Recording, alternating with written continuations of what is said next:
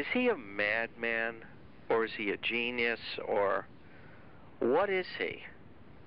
Well, it's hard to say, and I think that is actually one of the reasons the show is doing so well, because that's kind of what I mostly wrestle with. I don't know still. I know that I think that he's at heart a geek, and that plays a large role. I think he has that geek propensity, the ability to not see people as people, and to see people as numbers, and to be captivated by technology. It's a tendency I share at times. I really get into technology and cool things, and I think that he sees this as a ride, a big ride, and I think he's very genuine in wanting Amazon to succeed. And I think people who think that he's in it to get himself rich and then run away are completely wrong. His aspirations are much bigger than that.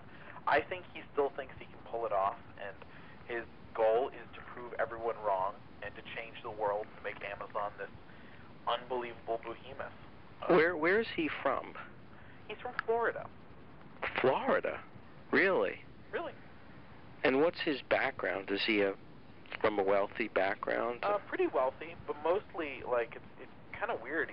He's from Florida, but his family lived in other places, and his father, like he learned, like he did all this veterinary stuff, and he learned to like nurse cattle and all these weird kind of things. And when he was young, he started a school, like when he was very, very young, for like teaching. It was like it's not teaching, just not disadvantaged kids, but it was teaching like it was like a gifted school during the summers.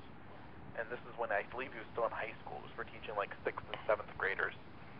So he's one of those almost ridiculously overachieving geeks. Like everyone liked him. He was kind of personable, but he was kind of goofy, and he had these huge, huge dreams. There's a conspiracy theory that floats around Amazon that I'm fond of. Which is? You're not going to believe it. It's really nutty. But it's just nutty enough that I think it might be true, which is that Jeff wants to change the world, but it has nothing to do with Amazon.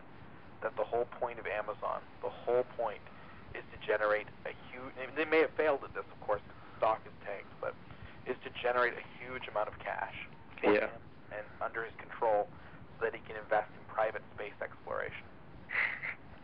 Because he is a complete nut about private space exploration. He's really in love with the idea of going into space, not just himself, but like getting people into space, mankind going out into space. Well, he's a big-time Star Trek fan. Yes, he is.